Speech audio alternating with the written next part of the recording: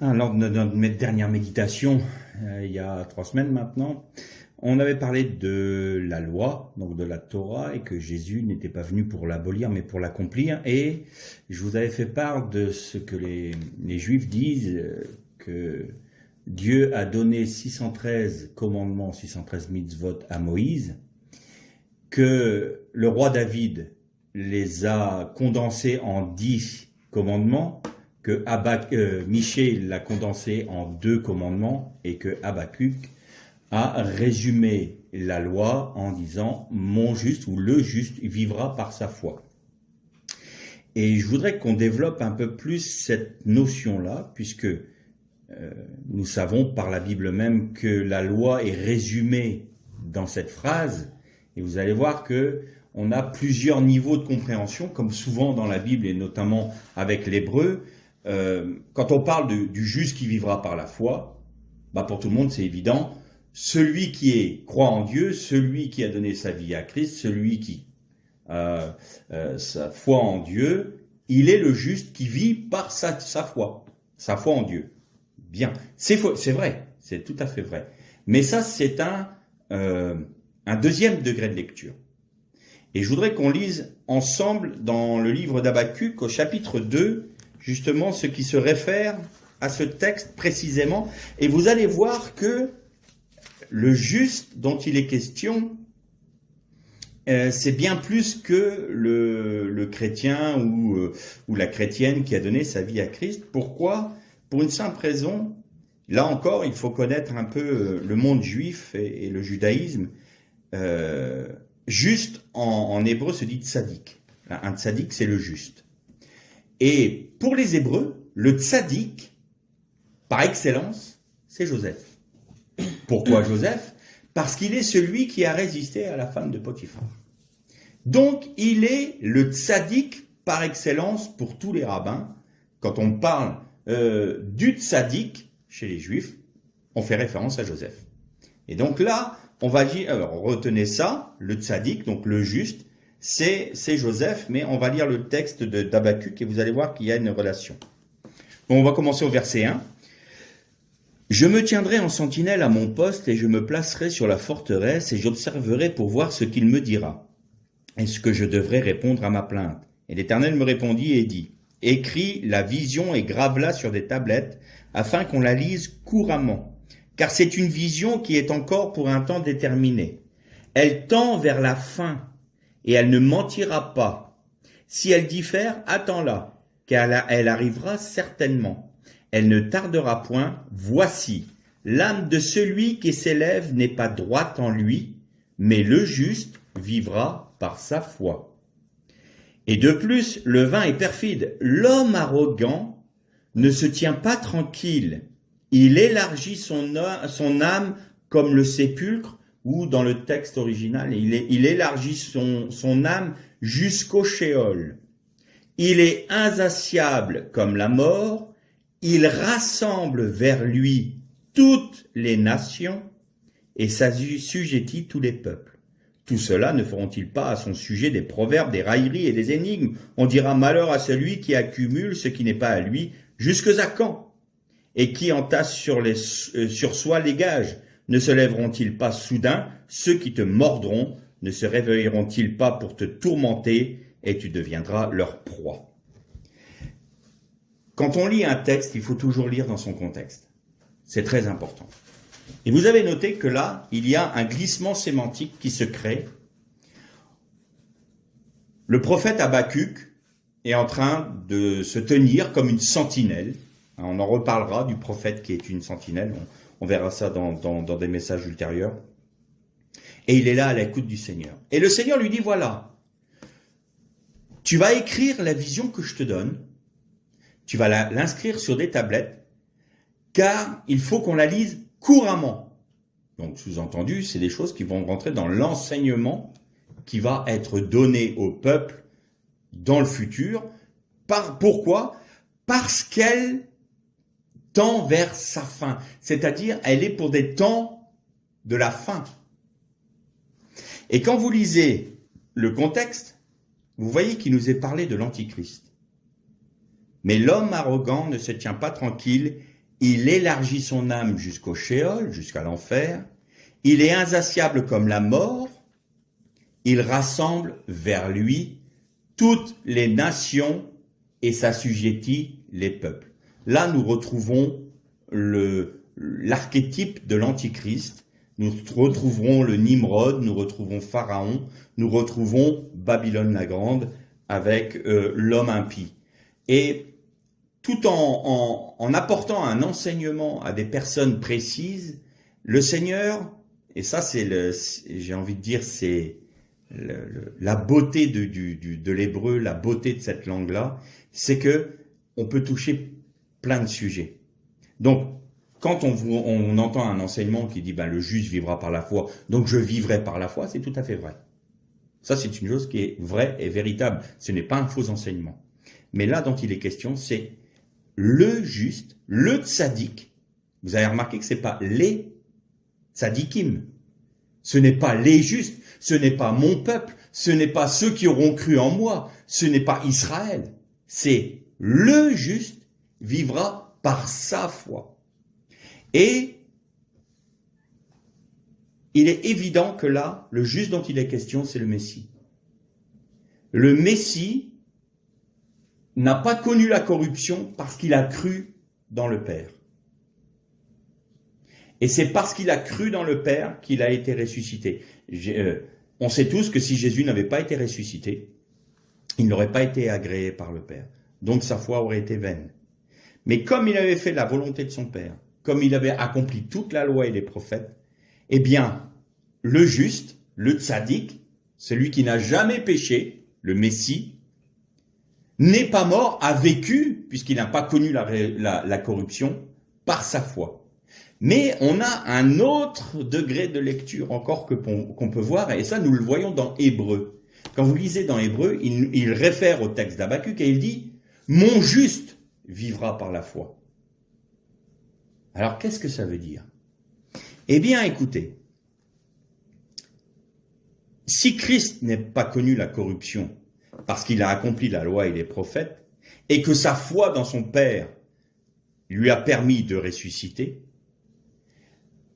l'enfant de Dieu aujourd'hui doit baser sa foi, doit centrer sa foi sur Christ et son œuvre. Pourquoi? Parce que mon juste, dit Dieu, donc le Messie, vivra en nous par la foi. Le prophète Habakkuk nous disait, non seulement le Messie ne mourra pas, ne connaîtra pas la corruption par sa foi, mais vous laisserez Christ vivre en nous par la foi, c'est-à-dire que Christ vivra dans votre être par votre foi. Si on résume ça, je dirais, si vous voulez que Christ vive en vous, si vous voulez que la vie du Christ se manifeste en vous, il y a deux éléments. On a souvent parlé de l'acceptation de ce qui est arrivé, de ce que le Seigneur nous proposait. Et là, on va parler tout à l'heure des épreuves et des preuves de notre foi. Mais, donc, cette acceptation qui permet à Christ de s'épanouir en nous. Mais en même temps, est-ce que nous avons confiance en lui? Est-ce que notre émouna, notre foi, est sur le fait que Christ va réellement vivre en nous? Est-ce que nous pouvons dire avec l'auteur des Hébreux, le juste de l'Éternel vit en moi par la foi? C'est là l'important. Parce que si nous vivons cela, alors notre foi prend une dimension autre. Ce n'est plus quelque chose d'extérieur en nous, c'est quelque chose qui est une personne en nous. Notre foi n'est pas un don ou un élément extérieur qui vient supplanter notre faiblesse. Notre foi, c'est une force, une personne en nous qui produit la vie. Et la Bible nous dit que notre foi vient de ce que l'on entend. Et Jésus disait, si vous gardez ma parole, si vous demeurez dans ma parole, je demeurerai en vous. Donc, si ce que vous avez entendu de moi, vous dites, oui, amen, amen, c'est-à-dire oui, je le prends pour moi comme véritable, comme étant quelque chose de vrai, alors Christ vit en nous par notre foi. À ce stade, il va falloir qu'on parle des dimensions de la foi. Il y a une foi, je dirais intellectuelle, qui n'est pas mauvaise. C'est une foi qui est là et qui est très bonne, bien sûr. C'est quoi? Je lis un texte dans la Bible, bon, je le crois parce que c'est écrit. C'est-à-dire que j'intègre le texte dans mon intellect, je le saisis par mon intelligence, je le saisis par mon raisonnement, et je dis oui, j'y crois. Donc je fais un acte de foi, c'est-à-dire je proclame que ce texte est vrai. Et ça produit du fruit, c'est vrai. Quelqu'un de tout simple, hein, moi avant de me convertir, je n'avais rien à faire du Seigneur, je voulais pas m'en occuper. Par contre, quand j'ai eu un problème de santé, là j'ai bien voulu aller demander aux frères de l'église de prier pour moi. J'étais guéri. Je croyais. Le fait que je me désintéressais de Dieu n'était pas le fait que je ne croyais pas en lui ou que je ne croyais pas qu'il était mort pour moi et qu'il avait la puissance de me sauver ou de me guérir. C'était simplement que je n'avais pas envie de donner ma vie à Christ. Point. Mais j'avais la foi pour être guéri. J'ai été guéri. C'était une foi qui était intellectuelle. Mais j'ai mis en application ma foi et cette foi a porté du fruit. Très bien. Il y a un autre degré de foi. C'est ce qu'a expérimenté Pierre quand Jésus demande aux disciples « Et vous, qui dites-vous que je suis ?» Avant, c'était « Que dit-on que je suis ?» Alors les uns disent que tu es Élie, les autres disent que tu es Moïse qui est revenu, les autres disent que tu es Élie, un prophète, enfin bon, voilà, il y a plein de suppositions, plein de supputations, et puis tout le monde faisait sa petite popote en disant, ben moi, en fonction de ce que je vois, de ce que j'ai reconnu, c'est ça. Et vous maintenant, qu'est-ce que je suis pour vous? Et Pierre dit, à quel autre irions-nous qu'à toi? Tu as les paroles de la vie éternelle, tu es le Fils du Dieu vivant. Et qu'est-ce que dit Jésus? Tu es heureux, Pierre, de ce que ce ne soit pas la chair et le sang qui t'ont révélé ces choses, mais mon Père qui est dans les cieux. Et là, sa foi, ce qu'il a vu en Jésus, il a vu le fils de David, il a vu le fils de Joseph, le Mashiach ben Yosef, le Mashiach ben David, et il dit, tu es celui qui a les paroles de la vie, c'est-à-dire, tu es celui qui est la parole. Tu es celui qui est l'espérance d'Israël. Je reconnais en toi le salut d'Israël, le salut de l'humanité. Je reconnais en toi le Messie, je reconnais en toi le Fils de l'homme, le Fils de Dieu. Pour un juif, Fils de l'homme, Fils de Dieu, c'est énorme. Hein, c'est énorme. Et Jésus lui dit, oui, ça t'a été révélé par Dieu. Et là, j'ai envie de dire que la foi, elle enveloppe la révélation. C'est-à-dire que Dieu va saisir un texte de la parole, et on reste toujours biblique, c'est-à-dire la foi vient de ce que l'on entend, donc vous pouvez entendre et vous saisir intellectuellement de la parole et la mettre en application, ce que j'ai fait pour ma guérison, ou alors, là vous avez un texte que vous ne saisissez pas trop, pendant des années vous avez lu ce texte-là, puis c'est obscur, c'est un peu ténébreux, puis vous dites « Ah, c'est quand même étrange, j'aimerais bien avoir l'explication », puis un jour, là c'est la révélation. Le Seigneur, par le Saint-Esprit, vous révèle ce que ce texte veut dire, ou ce qu'il a à vous dire sur le moment. Mais tout en vous étant révélé, c'est-à-dire que ce texte descend de votre intellect pour rentrer dans votre esprit, ça devient comme une évidence. Rien ne peut lutter contre cette évidence-là. Plus personne ne peut prouver le contraire. Vous l'avez reçu, c'est comme si je regarde, voilà, ce livre, il est marron. Vous pouvez me dire non, il est vert, ben non, il est marron. Pourquoi? C'est une évidence. Je n'ai pas besoin d'avoir une foi particulière, d'appliquer ma foi particulièrement pour dire que ce livre est de telle couleur ou que la table elle est ovale. J'ai pas besoin d'avoir une foi particulière, une révélation. C'est une évidence. C'est pour ça que je dis que dans la révélation, la foi l'enveloppe. Elle est donnée avec la révélation. Et là, c'est indestructible, j'ai envie de dire. C'est un monument spirituel dans notre vie. C'est ce que j'aime appeler, c'est un Gilgal chez nous. C'est une stèle à notre Gilgal. On revient sur des fondamentaux, sur ce qu'on a reçu comme révélation pour aller plus loin avec le Seigneur. Donc vous avez ces 2 degrés de foi-là. L'une où nous faisons l'acte de croire ce qui est dit dans la parole de manière explicite, et une autre où un texte, où le Seigneur par son esprit nous fait rentrer dans la profondeur, dans la pensée de la parole écrite, et nous révèle sa pensée, et il nous donne la foi qui lui correspond, qui nous permet, nous, à ce moment-là, en la mettant en pratique, en la mettant en application, eh bien, nous laissons vivre s'exprimer en nous. Christ s'exprimer en nous. La vie du Christ va s'exprimer par cette foi que nous mettons en application. Nous lui laissons un libre accès à notre être pour s'exprimer. Et donc, du coup, le juste, ou mon juste, dit l'Éternel, vivra par votre foi dans votre vie. On va prendre quelques exemples. Il y a eu 2 événements dans la vie des disciples. Ça nous est relaté dans le livre de Matthieu. Alors pourquoi j'ai pris dans Matthieu? Parce que c'est un livre qui a été écrit en hébreu et j'ai la chance de l'avoir avec moi en hébreu également.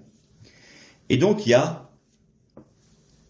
y a 2 événements qui sont passés. Une première fois, Jésus va dans la barque avec les disciples et il y a une grosse tempête. Tout le monde connaît ce texte-là, tout le monde a entendu parler de cela, qui fait référence d'ailleurs au psaume 107, où il est dit, on va le lire, vous allez voir que c'est assez impressionnant. Vous vous rappelez du texte, si vous voulez le voir, c'est chapitre 8 de Matthieu, ça doit être au verset 23 de mémoire, ou 24 ou 25, et vous avez relaté, il monta dans la barque, il dormait au fond de la barque, et les disciples ont eu peur. Et ben, je vais vous lire le psaume 107, et donc 107, et ça doit être les versets 23 à 30. Alors regardez ce qui est dit en fonction de ce que vous avez dans le livre de Matthieu. Ceux qui étaient descendus sur la mer dans des navires, et qui travaillaient sur les grandes eaux, donc c'était des pêcheurs du lac, ceux-là virent les œuvres de l'Éternel et ses merveilles au milieu de l'abîme. C'est-à-dire ils ont vu Jésus agir.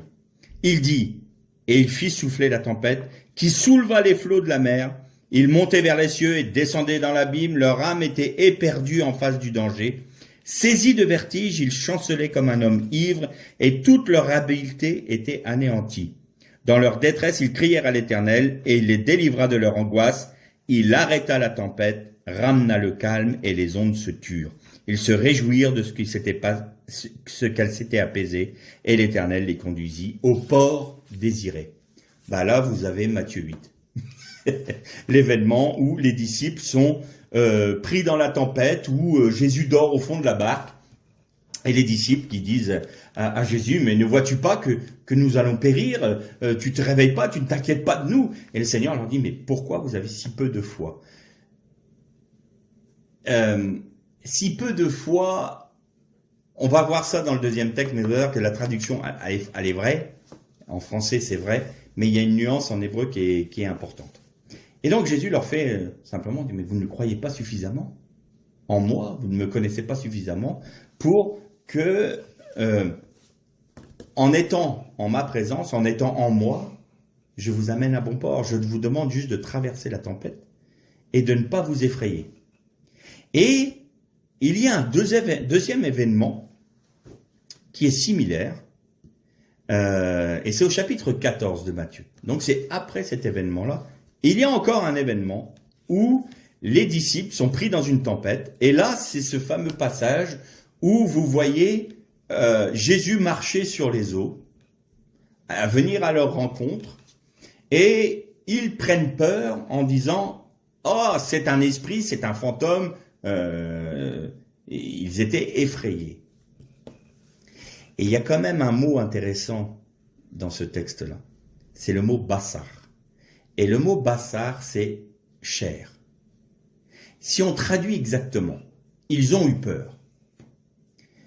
C'est « ils furent effrayés à l'intérieur de leur chair », en leur chair.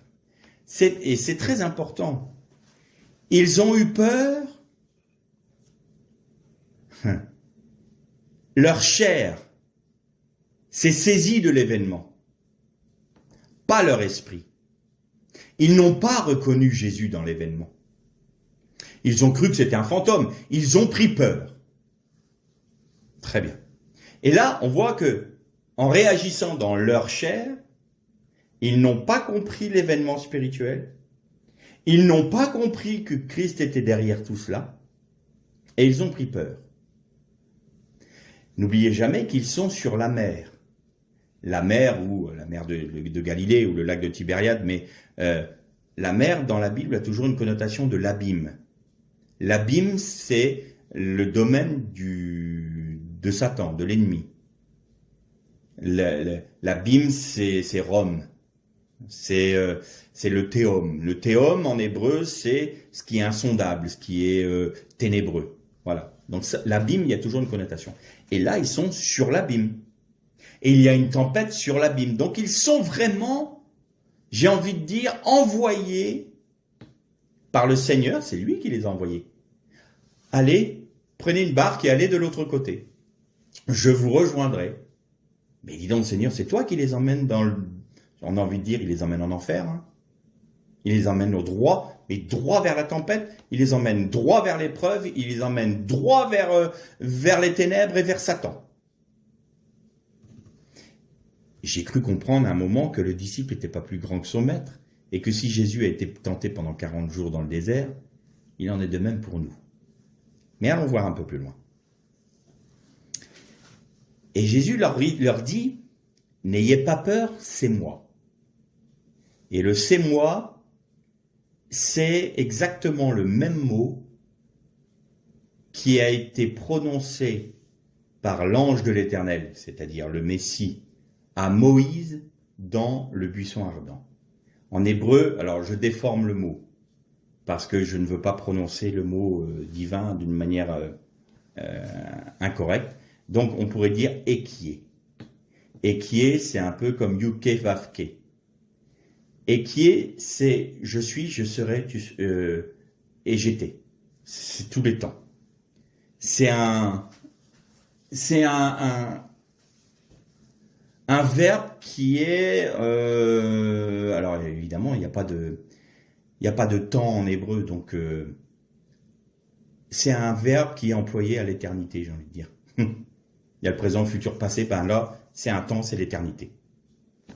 Excusez-moi le néologisme ou le nouveau temps que j'ai inventé, mais c'est ce qui me paraît le plus proche. Il est conjugué à l'éternité. Et qui est. Et c'est ça qu'il dit aux disciples. Et Pierre, il manquait de foi, Pierre. Ils ont tous la trouille, hein, je rappelle, ils ont tous peur. Pierre dit, bah si c'est toi, t'as qu'à me dire de venir te rejoindre sur l'eau. Jésus lui dit, viens. Et Pierre, qu'est-ce qu'il fait? Il sort de la barque, lui. Hein. Allez. Alors, je sais pas vous. Je crois que c'est un fantôme. J'ai peur. Dans ma chair, me dit, waouh, il n'y a rien de naturel dans ce qui se passe. On est au milieu d'une tempête. Il y a des vagues. Il y a du vent, comme c'est pas possible. Tout d'un coup, on voit une forme plus ou moins blanche qui marche sur l'eau. Et moi, tu me demandes de sortir de la barque, même pas en rêve. Hein. Même pas en rêve. Mais Pierre, vas-y, tu m'as dit, j'y vais. Il y va. Et là, il réalise, voyant le vent, nous dit la Bible, il prit peur. Et il commença à s'enfoncer. Et alors, dans nos traductions, on a « Pourquoi as-tu eu si peu de foi ?» Alors, j'ai essayé de comprendre le texte en me disant « Attends, Seigneur, je suis sorti de la barque. J'ai commencé à marcher sur l'eau. Et tu me dis que j'ai pas la foi. » Bien, le texte hébreu, c'est pas exactement ça. Le texte hébreu, c'est « Pourquoi t'es-tu contenté de si peu ?» Alors, qu'est-ce que ça veut dire? Pierre avait la foi pour sortir de la barque. Jésus lui a simplement dit « Viens ». Donc, il a crut en la parole de Jésus qui lui disait « Viens ». Et Pierre sort de la barque, il marche sur l'eau. Et il marche vers Jésus en fixant les regards sur lui. Là, j'ai envie de dire que Pierre est passé du domaine charnel, de la peur du fantôme, sur le plan spirituel. Il a saisi par son esprit que Jésus c'était lui. Donne-moi une parole et sur ton ordre j'agirai. Et donc c'est en obéissant à sa parole qu'il a pu marcher sur l'eau. La foi vient de ce que l'on entend. Et là, au milieu de la tempête, au milieu de cet acte de foi, au milieu de ce temps exceptionnel qu'il vit, c'est-à-dire que Jésus, contrairement à la première expérience que les disciples ont fait, où ils ont traversé la tempête sur la barque, Jésus le fait marcher sur les œuvres du diable. Il marche sur l'abîme. La tempête est toujours là. Hein. Rien n'a changé extérieurement. Si on regarde la situation de manière charnelle comme les autres disciples, rien n'a changé. C'est toujours la même épreuve. Il y a toujours autant de dangers. Pierre peut très bien être happé par l'abîme, sombrer et mourir.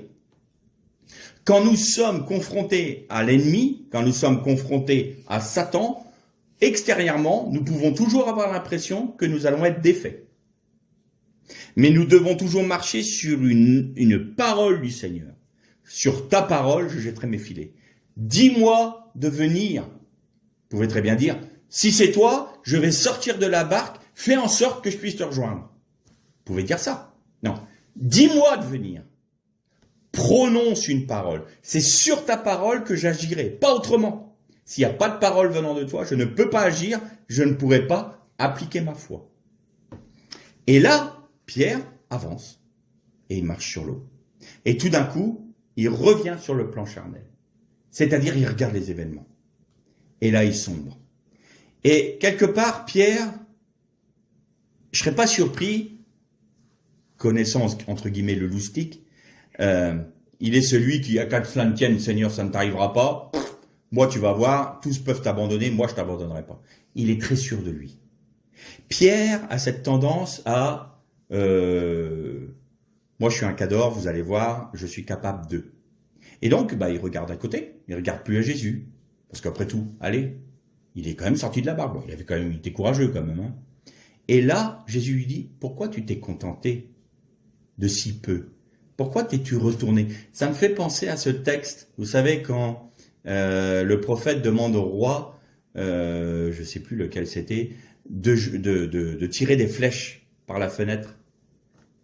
Et pour le prophète, c'était jusqu'à ce qu'il vide son carquois. Et c'était le nombre d'années ou de victoires qu'il allait remporter sur l'ennemi. Et le roi n'en lance que 3. Et le prophète lui dit, mais pourquoi n'as-tu pas vidé ton carquois? Tu aurais la victoire sur tous tes ennemis pour toutes les années de ton règne. Et là, par contre, tu vas avoir qu'une victoire limitée. Et là, c'est un peu pareil.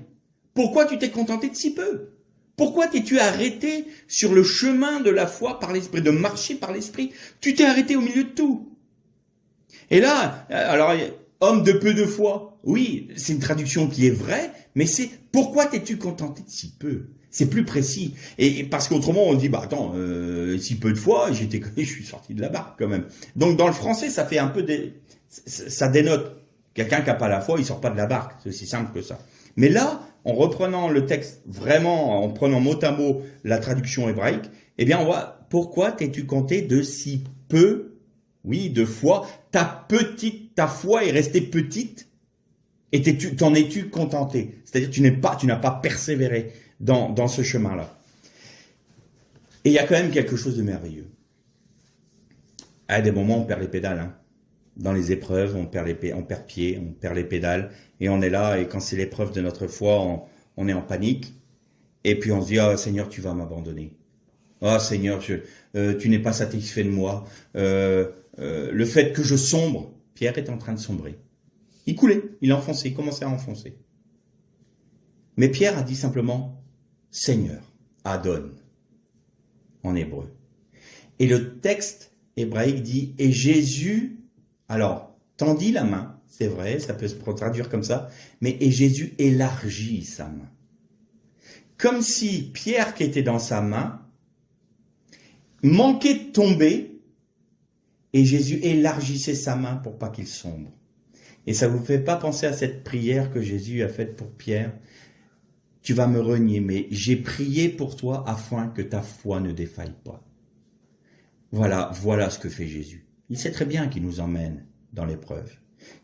Il sait très bien que notre foi va être mise à l'épreuve. Il sait très bien que nous allons être confrontés à l'ennemi et aux assauts de l'adversaire. Il le sait très bien. Il sait très bien que Pierre va le renier. Il sait très bien que Pierre va sombrer dans une dépression spirituelle extrêmement forte qui va le briser totalement et où il en ressortira en n'ayant plus confiance en lui-même. Pourquoi? Parce que quand Jésus le prend à part après la résurrection et où il est en train de manger du poisson au bord du lac et il dit à Pierre, « M'aimes-tu » ? Et vous savez il emploie des termes différents. « M'aimes-tu d'amitié » ? Et le dernier, c'est « M'aimes-tu vraiment d'amour » ? Et là, Pierre se tourne vers Jésus et dit « Tu sais toutes choses. Moi, je ne vais plus m'avancer à te dire « Je t'aime. » Toi, tu sais. Tu as compris, Pierre. Va paître mon troupeau. Il avait compris la leçon de la foi.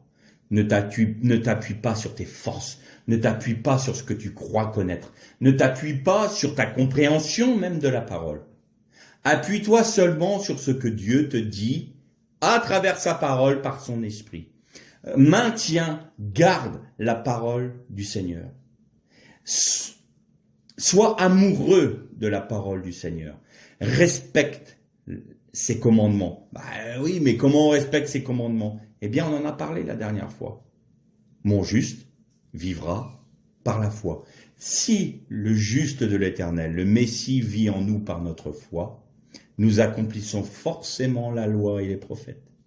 Parce que Jésus ne peut pas accomplir autre chose que ce que lui a demandé son Père. Donc, si c'est lui qui agit en nous, eh bien, nous accomplissons la parole de Dieu. Simplement. Tout simplement. Donc, nous ne sommes plus sous l'ancienne alliance, nous ne sommes plus sous la loi, nous sommes sous la grâce. Et ce que je disais la dernière fois, et dans les églises, on dit, mais il faut changer de vie. Mais pourquoi changer de vie puisqu'on est sous la grâce? Ça n'a pas de sens ce que vous me dites. Si on n'est plus sous la loi, on n'est plus sous les commandements. Si on n'est plus sous les commandements, pourquoi voulez-vous que je change de vie? Je prends le cadeau gratuit de Dieu, c'est les Nicolaïtes, puis je pêche comme je veux. De toute façon, c'est le salut, c'est la grâce. Merci Seigneur. Vous voyez le non-sens de dire que la loi est abolie. Ça n'a pas de sens. Par contre, que Christ vit en nous par notre foi et par notre acceptation, alors si nous vivons comme ça, il va se produire des choses. Et ça, on va lire quelques textes, notamment dans 1 Pierre, chapitre 1, versets 5 à 9. Pierre dit, « Béni soit Dieu, le Père de notre Seigneur Jésus-Christ, qui, selon sa grande miséricorde, nous a régénérés pour une espérance vivante, par la résurrection de Jésus-Christ d'entre les morts, pour un héritage qui ne peut ni se corrompre, ni souiller, ni flétrir, lequel vous est réservé dans les cieux. À vous qui, par la puissance de Dieu, êtes gardés par la foi pour le salut, prêt à être révélé dans les derniers temps. » Là, tout est dit dans cette phrase. Je la répète parce que je m'en délecte.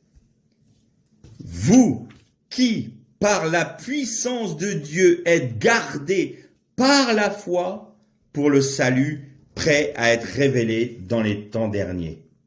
C'est là ce qui fait votre joie, quoique maintenant, puisqu'il faut que pour un temps vous soyez attristés par diverses épreuves, afin que l'épreuve de votre foi, plus précieuse que l'or, c'est pas la foi qui est plus précieuse que l'or, c'est l'épreuve de la foi qui est plus précieuse que l'or.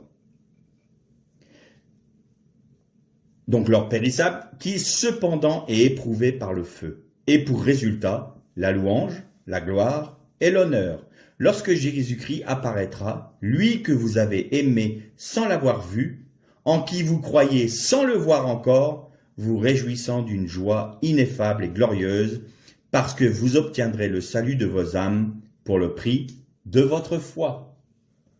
Et alors, si vous voulez les références, c'est Hébreux 10, 39. « Et mon juste vivra par la foi, mais s'il se retire, mon âme ne prend pas plaisir en lui. Nous ne sommes pas de ceux qui se retirent pour se perdre, mais de ceux qui ont la foi pour sauver leurs âmes. » Dans Jacques, chapitre 1, versets 2 à 4, « Mes frères, regardez comme un sujet de joie complète les diverses épreuves auxquelles vous êtes exposés, sachant que l'épreuve de votre foi produit la patience.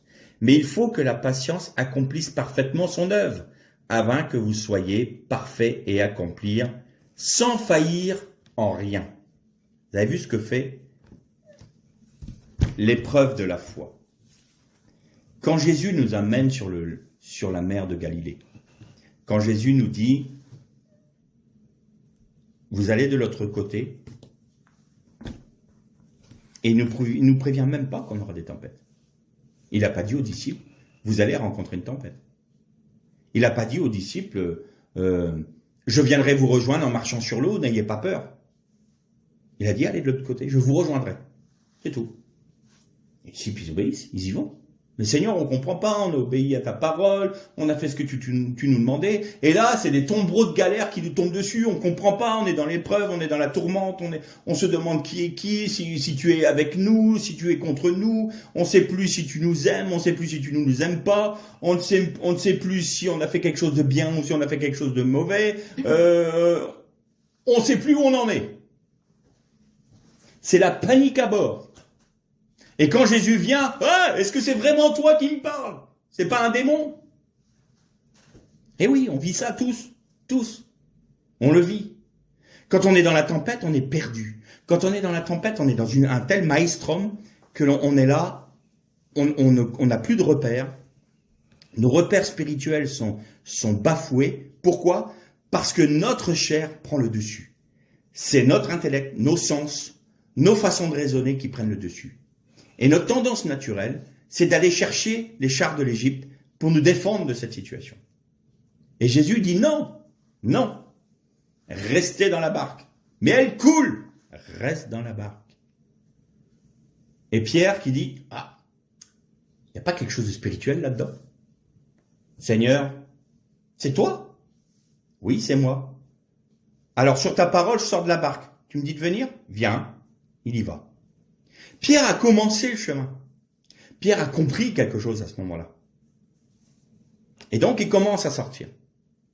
Et s'il avait persévéré dans cette épreuve de sa foi, il marchait quand même sur l'eau. Il n'était même plus dans la barque. Il marchait sur l'abîme. Il marchait sur les œuvres du diable en fixant les regards sur Jésus. Vous imaginez cette image? Nous tous, là, nous pouvons marcher sur les œuvres du diable en gardant les yeux fixés sur Jésus. Et tout d'un coup, il se laisse happer par sa nature.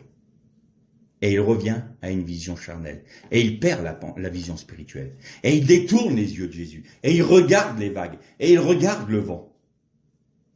Et là, à nouveau, il s'effraie à l'intérieur de sa chair.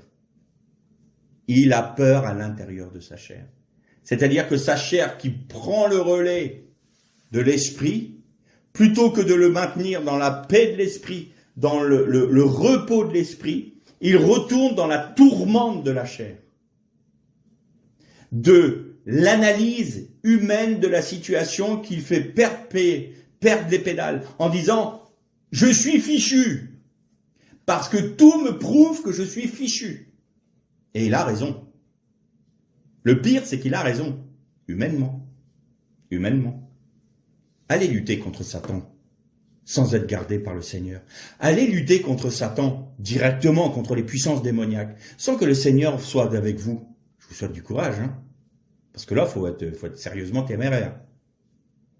Mais en Jésus-Christ, nous avons autorité. Et là, la deuxième leçon par rapport à la première qu'ils avaient vécue, c'est-à-dire ils devaient rester dans la barque et traverser la mer dans la présence de Jésus et aller à bon port sans que la tempête ne les atteigne.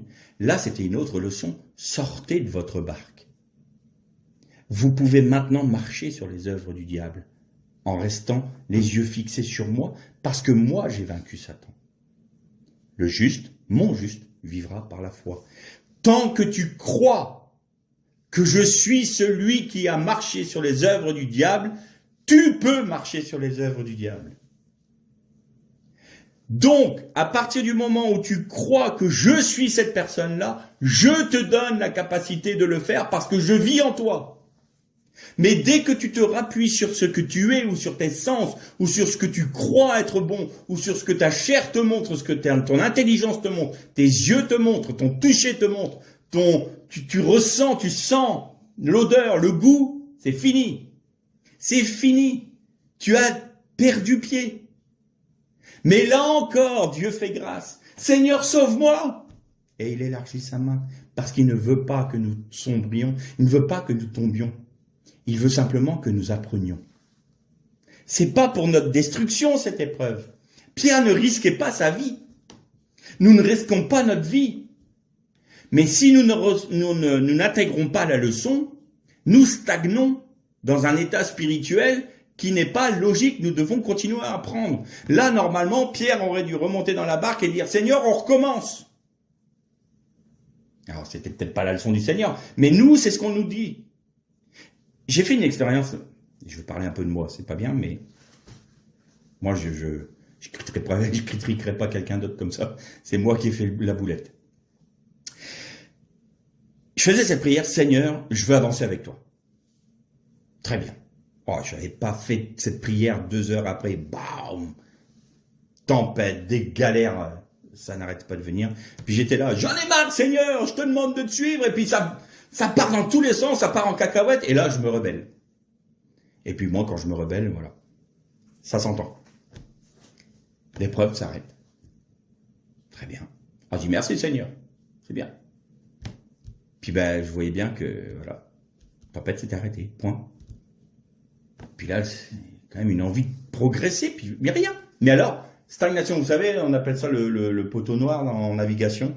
Vous avez un endroit sur la planète, sur l'océan, où il n'y a plus un pet de vent. Rien, zéro. Vous êtes là, les voiles sont affalées, et puis ben, vous pouvez plus avancer, parce qu'il n'y a plus de vent. Eh ben, mon état spirituel, c'était là. J'étais au poteau noir. Très bien. Seigneur, je veux faire ta volonté. Bam, la tempête qui recommence. Et je me rebelle encore. Ça a duré pendant des jours, des mois, des années. Des années. Pendant des années, j'ai pas compris. Ou du moins, j'avais compris, mais j'avais pas envie en dernier. Je suis pas une demi-tête de l'art, hein, c'est comme ça. Et donc, ben, puis jusqu'au jour, j'ai dit, c'est pas possible, je peux pas faire le yo-yo comme ça peut pas durer. Et là, j'ai dit, Seigneur, bah tant pis. Oui, vas-y. On y va. On va dans la tempête. Et j'ai passé la tempête. Et en apprenant dedans, j'ai vu que j'ai fait des progrès énormes dans la connaissance du Seigneur.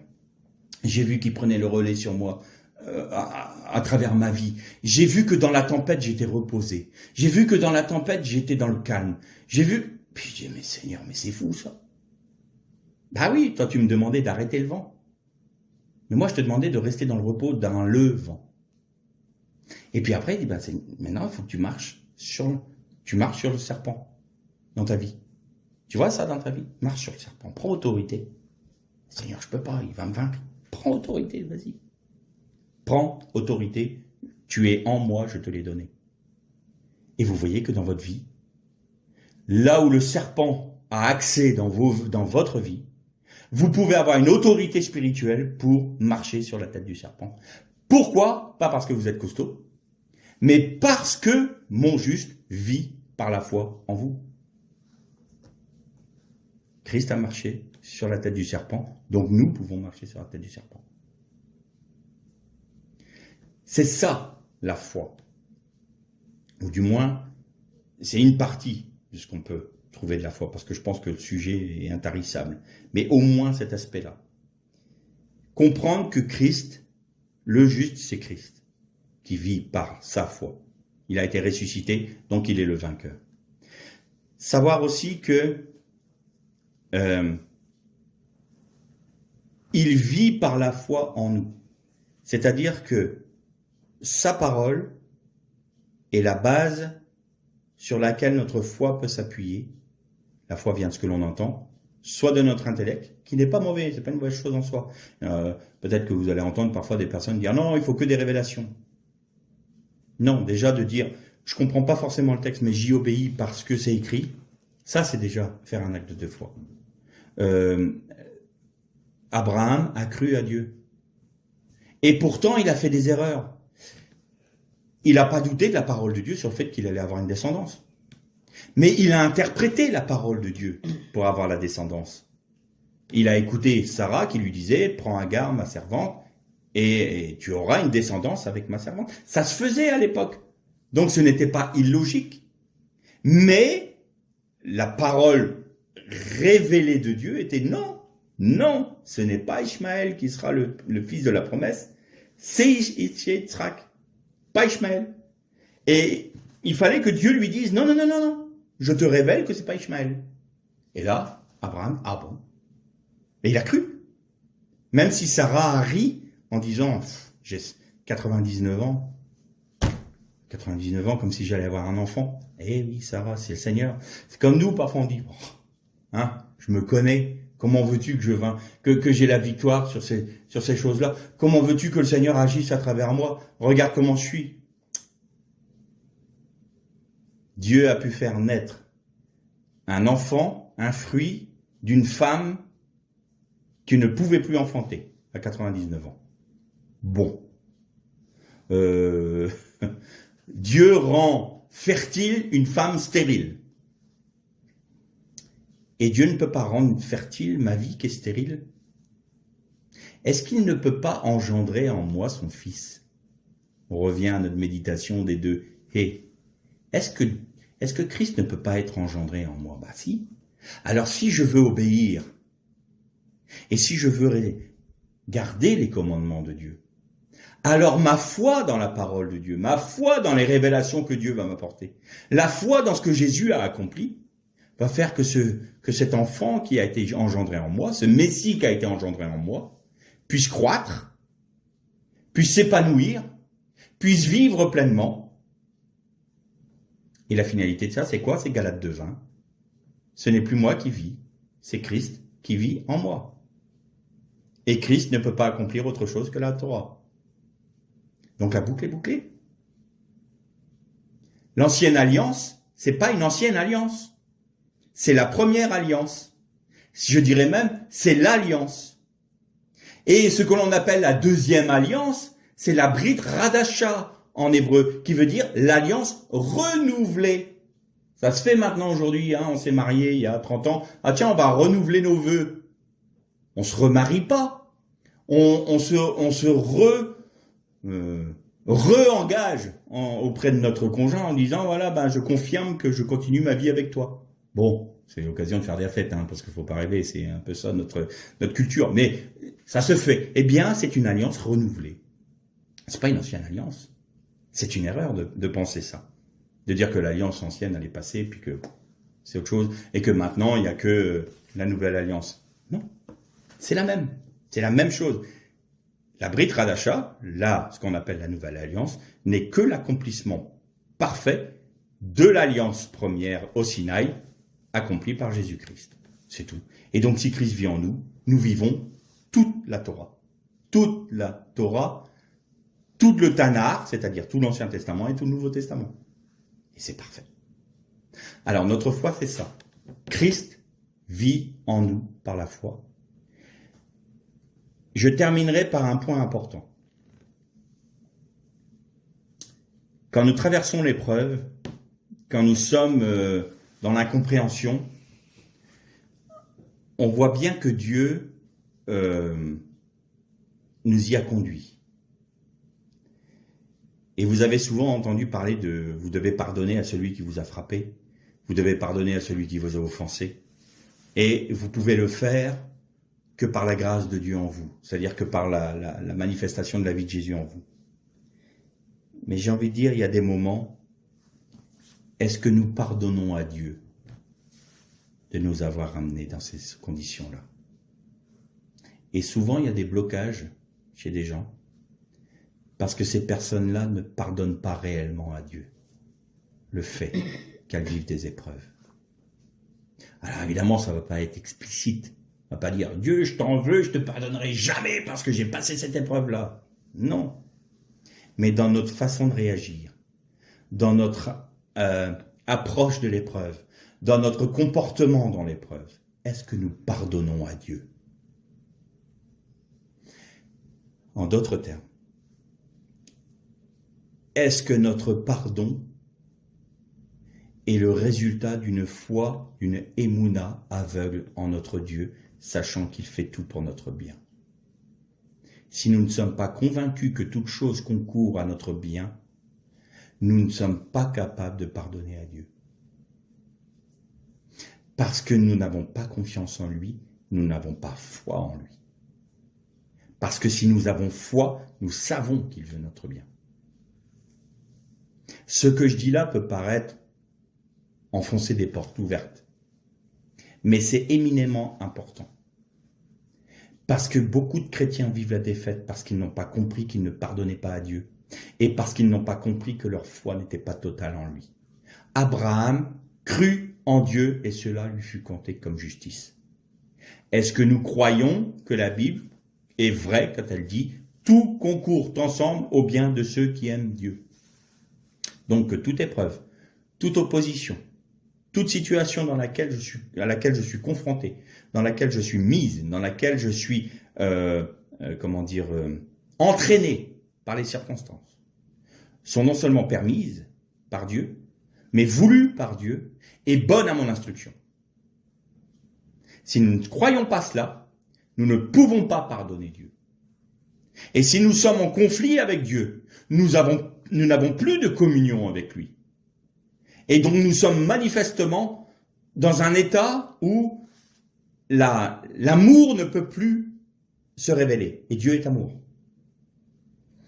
Et le Seigneur se retirera, pas de nous, mais il va retirer sa main de nous pour que comme pour moi, pour que l'épreuve cesse, ou du moins diminue, jusqu'à ce que je comprenne que l'épreuve est une bonne chose. Et qu'elle n'est pas là pour me détruire, elle n'est pas là pour m'emporter la vie, elle n'est pas là pour m'engloutir, comme Pierre aurait pu croire qu'il allait être englouti par l'abîme. Non, elle est là pour mon instruction. Quand j'ai compris cela, le Seigneur a pu manifester sa vie en moi, en me faisant vivre sa paix, de son repos, de sa joie, même dans l'épreuve. Mais je ne peux pas expérimenter ça si je ne la traverse pas. Mais encore faut-il que je comprenne, encore faut-il que j'aie suffisamment confiance en mon Dieu, c'est-à-dire encore faut-il que j'aie suffisamment la foi en lui, pour traverser l'épreuve en fixant les regards sur lui et en marchant sur les œuvres du diable. Tant qu'on n'a pas cette confiance-là, nous ne pardonnons pas à Dieu. Et si nous ne pardonnons pas à Dieu, nous ne progressons pas. Alors, nous avons sûrement des épreuves, des tracasseries, des situations d'opposition, quelles qu'elles soient. Quelle est notre position? Où se trouve notre foi? Sommes-nous agités par la peur dans notre chair, à l'intérieur de notre chair, comme les disciples? Ou comme Pierre au début, l'esprit, Seigneur, c'est toi? Dis une parole. Viens, je viens sur ta parole. Nous avons péché toute la nuit sans rien prendre. Mais sur ta parole, je jetterai les filets. Vous avez vu? Je vais appuyer ma foi sur une parole que Jésus a dite. Je vais appuyer ma foi sur une parole que Dieu a dite. Sur la Torah, sur la Bible. Si je ne la comprends pas, Seigneur, explique-la moi. Révèle-moi ta parole. Sachant que la révélation est enrobée de la foi qui va avec. Et à partir de là, marcher d'un pas résolu dans l'épreuve qui nous est proposée. Afin que cette épreuve de notre foi, plus précieuse que l'or périssable, nous dit Pierre, produise en vous la patience. Et Jacques, il enfonce le clou. Encore Jacques, qui dit, ouais, c'est bien ça, vous avez la patience. Mais maintenant, il faut que la patience produise elle-même son œuvre. Quoi? Ça va continuer alors? Oui, jusqu'à ce que vous soyez suffisamment patient pour ne plus penser à votre patience. En d'autres termes, c'est pas la prière de ce frère qui disait « Seigneur, donne-moi la patience, mais fais vite ». C'est « Je ne pense même plus à la patience, parce que je vis dans l'instant présent en Dieu ». La patience, c'est quelque chose qu'on attend. La patience, c'est quelque chose qui nous permet de maintenir dans une situation qui est souvent adverse. On patiente jusqu'à la délivrance. Quand cette patience a fait son œuvre, nous sommes transportés dans les cieux. Nous ne vivons plus dans le temps présent, nous vivons déjà dans l'éternité. Parce que nous avons fait de Dieu nos délices. Et que comme Dieu est notre but, comme Dieu est notre chemin, comme Dieu est notre départ, comme Dieu est notre tout, on ne parle pas de patience. Comment je pourrais prendre une image, hein? Je me rappelle, moi, quand j'étais fiancé. Quand j'étais avec ma fiancée, qui est devenue ma femme, j'avais l'impression que le temps s'arrêtait. C'était un bonheur permanent. J'étais bien. Voilà. Et je m'occupais plus de savoir s'il était quelle heure ou quelle heure. J'ai pas de patience. J'étais bien avec elle. Je pouvais attendre des choses pour moi, par exemple, je sais pas moi, une promotion, avoir quelque chose dans ma vie professionnelle, obtenir une maison, plein de projets, on a plein de projets. Tant que j'étais avec elle, elle me suffisait. Et bien quand Dieu nous suffit, nous sommes forcément dans la patience. En fait, l'épreuve de notre foi va produire quoi? Va produire le fait que Dieu va nous suffire. Dieu sera tout. Et donc, nous serons automatiquement patients par rapport à quelqu'un à qui Dieu ne suffit pas. Il va dire, oui, mais tu as besoin d'agir, il faut faire ça. Et tu vas te dire, non, je suis bien. Je suis en Dieu, je suis en Christ, je suis bien. Je suis avec mon bien-aimé, je suis bien. Il n'y a rien d'autre, ça me satisfait. Et, qu'est-ce que nous dit Jacques?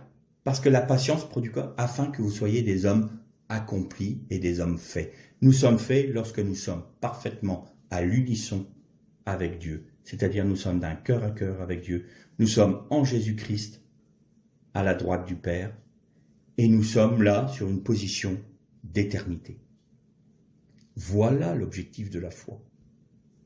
La foi n'est pas de croire éventuellement qu'un jour le Seigneur va nous prendre, qu'un jour le Seigneur va revenir, qu'un jour nous obtiendrons ceci ou cela, qu'un jour il permettra que l'Église grandisse, qu'un jour l'évangélisation se fasse. C'est pas là. Oui, il peut y avoir cette foi-là parce que le Seigneur va nous le donner. Mais ça c'est autre chose, c'est l'œuvre terrestre, ça, c'est pour le temps présent, c'est pour la dispensation dans laquelle nous sommes. Mais le Seigneur veut nous faire sortir de ce milieu-là, de cet horizon unique là, terrestre, pour nous faire entrer dans une vision d'éternité. Et quand nous sommes dans l'éternité, nous pouvons agir dans le temps présent, sur la terre, avec une vision claire et limpide.